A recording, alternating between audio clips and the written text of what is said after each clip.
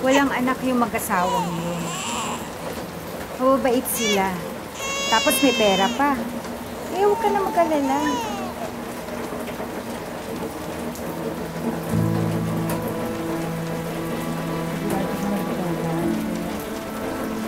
Andrea, sige na. Yung anak mo.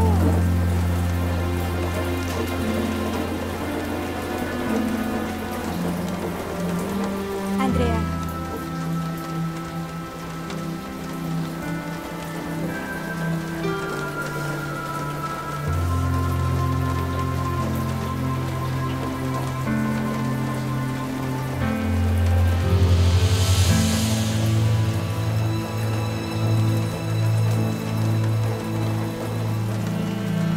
Ganda dito. Sigurado ka na ba dito, Andrea?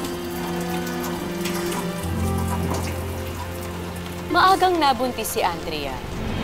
Pero nang aksidenteng mamatay sa away ang ama na nasa sinapupunan niya, nabuo ang kanyang pasya. Pagkapanganak, ipinamigay niya ang anak upang mabigyan ito ng mas mabuting buhay.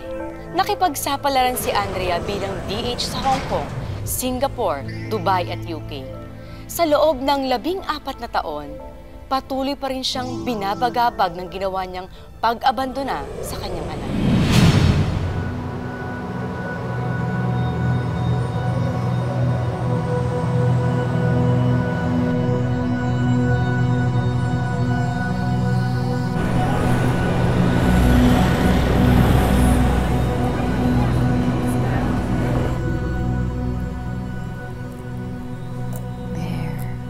Oh, that's amazing. Almost done. Oh, yeah. That's nice. After all these years, you're still doing that? Yes, ma'am. I still have hope that one day I will see my daughter.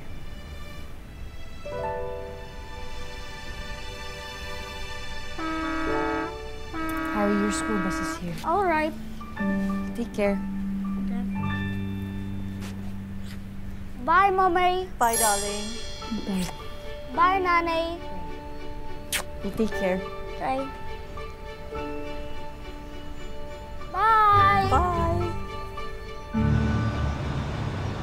Insan, oo, naku. Sensya ka na, ngayon lang ako nakatawag, ha. Oo, salamat. Nakuha ko na yung padala mo sa akin kahapon. Ay, mabuti nga napatawag ka. Tamang-tama day off ko ngayon. Ano ka ba naman? Kayo pa ba?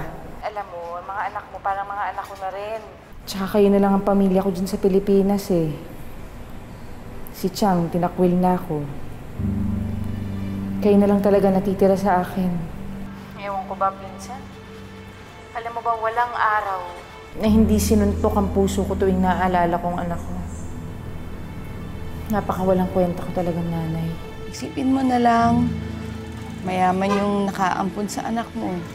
Kay Ruan. Isipin mo, maganda ang buhay niya ngayon. Hindi mo na kailangan sisihin ang sisihin pa ang sarili mo, ha? Kasi wala namang may gusto sa nangyari. Pero sana tama ka nga. Sana maayos ang buhay niya ngayon.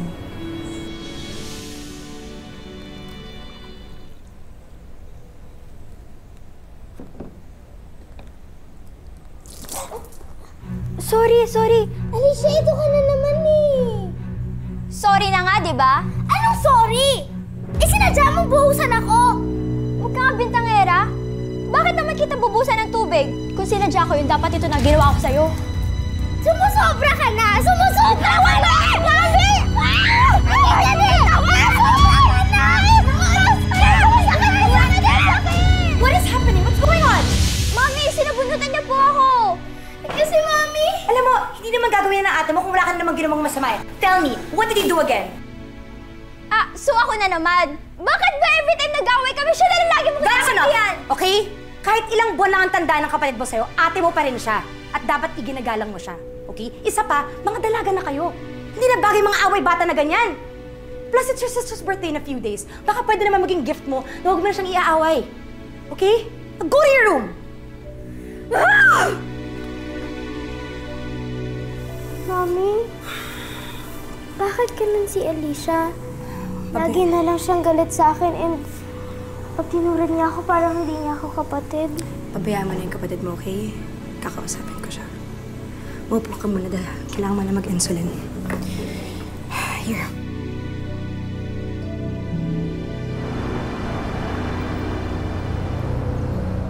You've had a child. What happened to her? I had to give her away. I'm sorry, but why did you do that?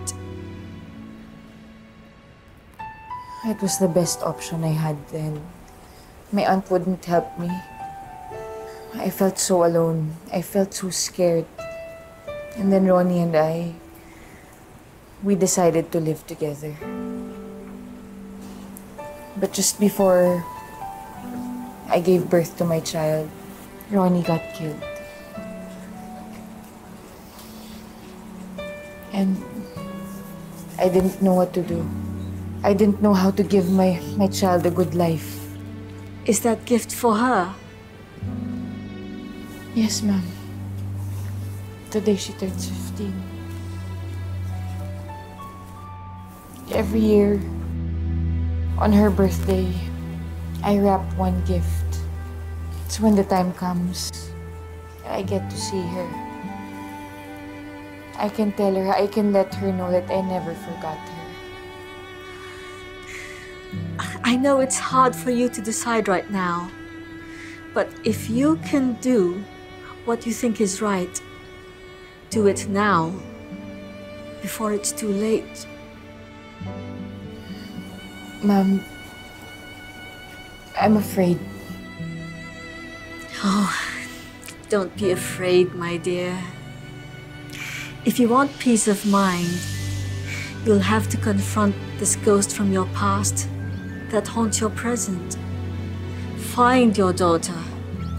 Talk to her. It's the only way to correct your past.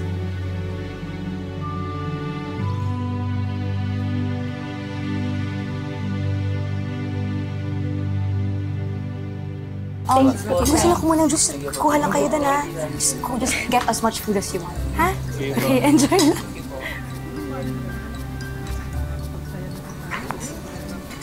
Hi, darling.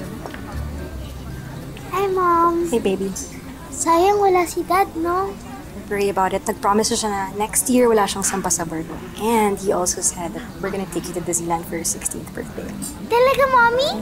Thank you! Yes, of course, baby. Now enjoy your party, okay? I'm gonna check on the guests. Sa birthday mo, mag-request ka na ng mas maganda dyan. Bakit ba kasi mas mahal yan nila, Mami, kaysa sa akin? Yun nga rin ang hindi ko maintindihan eh.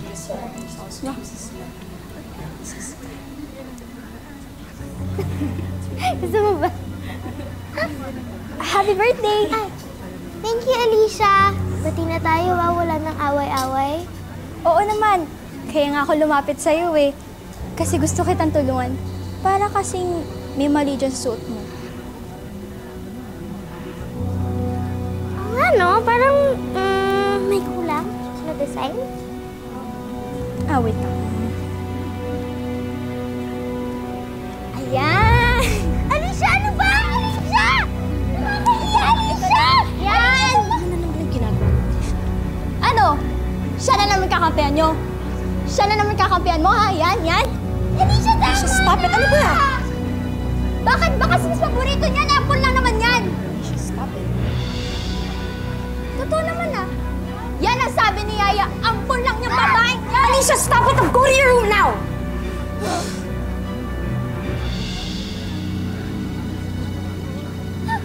Anak, I'm sorry.